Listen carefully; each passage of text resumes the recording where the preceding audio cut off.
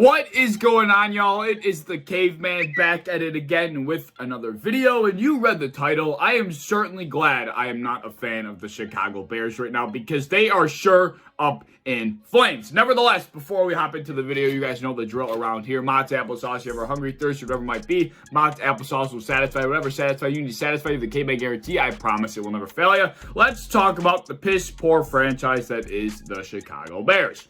So Justin Fields, the rookie quarterback out of the 2021 NFL draft class, made his NFL starting debut this past Sunday against the Cleveland Browns.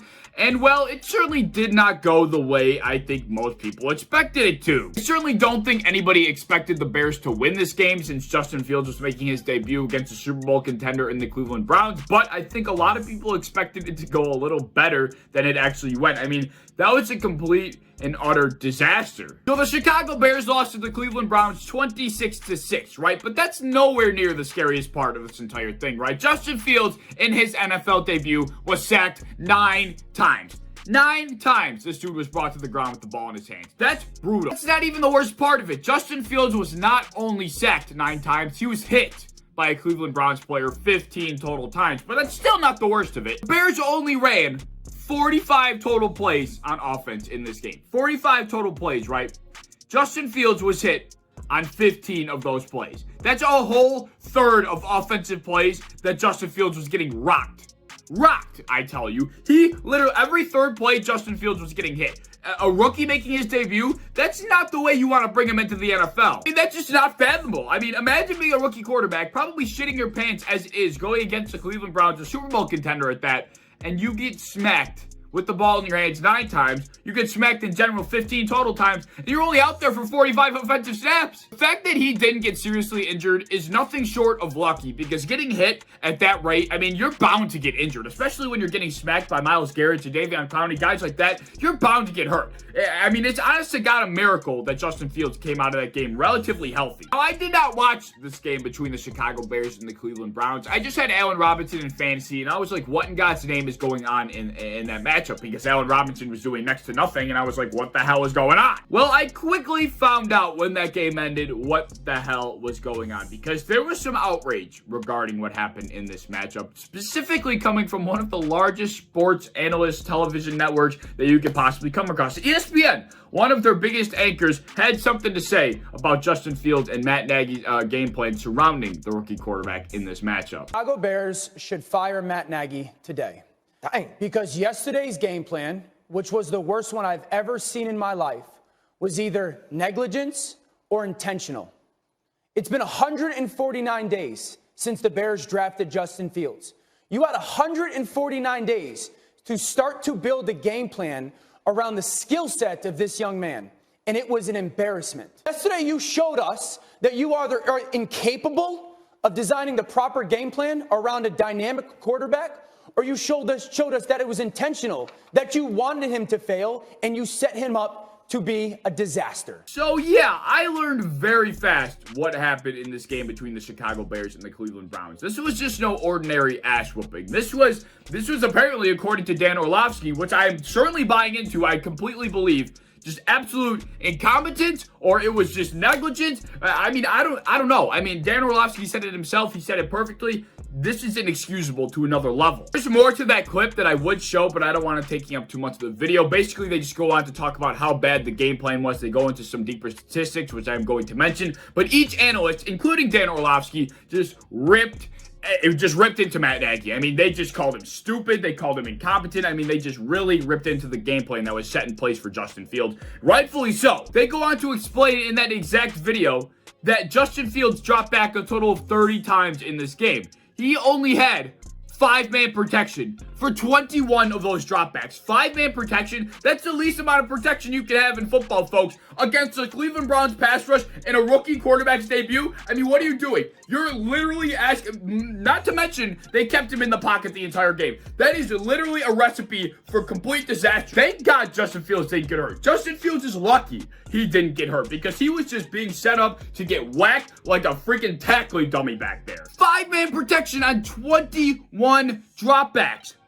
Against the Cleveland Browns, you need to max protect against the Cleveland Browns. But you throw your rookie quarterback into the fire without doing any bootlegs, any rollouts, any pocket moving plays, any screens. They did nothing. I mean, they all go to explain this in the video. I'll have it linked down in the description below. But they talk about it. I mean, I learned quick what happened in this game, and it wasn't just the Bears sucking. This was a whole nother level of incompetence provided by the coaching staff, and specifically Matt Nagy. This is just embarrassing. Justin Fields came out of that game with a broken leg, a broken wrist, any sort of big injury. I think it would have been fair to try and accuse Matt Nagy of involuntary manslaughter, because that's how bad this game plan actually was. When I heard that stat, 21 dropbacks. He only had 5-man protection against the Cleveland Browns, and there were no screens, there were no pocket movers, there was no bootlegs, there was no rollouts, there was nothing. He was literally just put in the pocket with the least amount of protection possible to just try and fare against the Cleveland Browns defensive front. I mean, that's probably the worst idea I've ever heard. Was he trying to set up Justin Fields to fail? Because he named Andy Dalton the starter to start the season, and he literally got ripped to shreds. Everybody was like, why are you starting Andy Dalton? Doesn't make any sense, blah, blah, blah. A lot of people ripped Matt Nagy for this decision, and unfortunately, Andy Dalton went and got hurt, and he was forced to put in Justin Fields. Was this on purpose because he was spiteful about how things played out? I don't know. I just don't think there's any way in hell that you can be this incompetent as an NFL head coach. I could have come up with a better offensive game plan for Justin Fields in this game, and that is saying a lot, because I'm just a stupid dumbass talking to my phone camera. I mean, that's insane. We all knew that Matt Nagy was on the hot seat going into the season, and if his team didn't show some sort of promise going forward, then I really think he deserves to get the axe. But as Dan Orlovsky was calling for in that video clip, why not now? Why wait to fire Matt Nagy? Why not try and get something out of this season instead of suffering the rest of 2021 with Matt Nagy at the head coaching position and hoping for, at the best, mediocrity? I mean, Matt Nagy is not providing you with anything more than a mediocre season. That's it. We're only going into week 4 here, people. There's still a lot of season to go, but wouldn't you want to give your team the best opportunity to win? And I think it's very clear at this point in time that Matt Nagy is not the guy to do that. This Chicago Bears team, if this is the offense, if this is a team we're going to see on a weekly basis, will be lucky to even sniff the playoffs. We'll be lucky to even sniff mediocrity. They will be a bottom 10 team if this is the team and the offense they're going to roll out on a weekly basis, because I have zero faith in Matt Nagy to make any adjustments whatsoever. I'm not sure when Andy Dalton comes back, but if this is the continuous game plan surrounding Justin Fields, that dude's going to end up dead, and that offense is going to be bottom 5. That team's going to be bottom 10. I mean, how are we expecting anything more from Matt Nagy? I mean, if I was a Chicago Bears fan, I'm not even a Bears fan, and I'm riled up about this. If I was a Bears fan, holy shit. Back on December 7th, 9 months ago, almost 10 months ago now, I made a video talking about 4 NFL coaches that needed to be fired at that point in time. I believe it was like week 13, week 14. I don't even remember what week it was at that point. But either way, I made a video talking about coaches that needed to be fired. 3 of those coaches ended up getting fired. The only one that didn't was Matt Nagy, and look at where we are now. At the point of that video, the Bears were 5-7. Currently on a 6-game losing streak. That was when I made that video, and somehow he made it out of that season alive, because they ended up going 8-8 and losing in the wild card. I mean, he should not have made it out of that year alive. He should not have made it through the offseason, and now they're struggling right now because he's still the head coach. Is there any surprise here? Because the trend we've been seeing with Matt Nagy has been relatively negative going downhill, yet they keep him around. This just all goes to show that Mitchell Trubisky wasn't all that bad, or maybe he wasn't as bad as he was made out to seem, right? I mean, Justin Fields, probably one of the most dynamic quarterbacks we have in the NFL right now, went out there and looked completely lost, and he was just getting beat up on because of the game plan set in place for him. Mitch Trubisky, who I've been a very big fan of for a while, who's now on the Bills. I love Mitch Trubisky. The dude is great.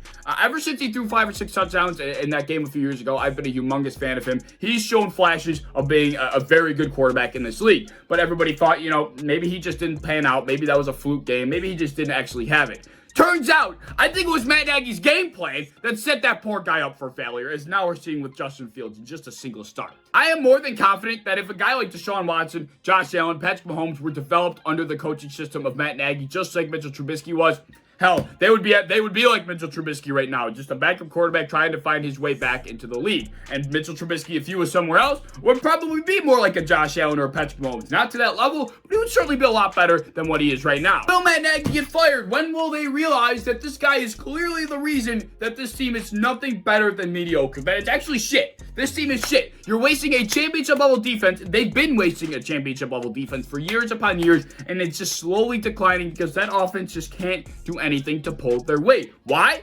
Well, I think we figured that out. It was just crazy to see a national sports analyst on ESPN and his entire cast, his entire crew, ripping Matt Nagy a new one, absolutely torching this single human being by name to shreds. That is not something you see very often on national television. You would consider that unprofessional or something they wouldn't do on a national stage like that, but that's how strongly they feel about Justin Fields and the game plan that was around him. And that, you know what, I really like that. I like that they did that. Let me know your thoughts down in the comment section below. Yeah, hopefully Allen Robinson can get turned around because I need him for my fantasy team. Hopefully Justin Fields doesn't end up dead by the end of the season, and I hope, for Chicago's sake, that Matt Nagy is fired by the time the season is over. Maybe they'll fire him before the season's even close to over, and they'll have a chance of being somewhat decent at any point in the season. But anyway, let me know your thoughts. If you enjoyed the video, as always, please like, subscribe, do all the fun stuff. You want to hit the bell to be notified when I upload. I appreciate that. You're going to go over to Twitter, follow me over there. I'd appreciate that as well. I'm part of the Built-in Buffalo content creation team. If you enjoy Buffalo Bills content, be sure to follow and subscribe to us on any social medias you may have, and I hope to see you in the next one. Peace.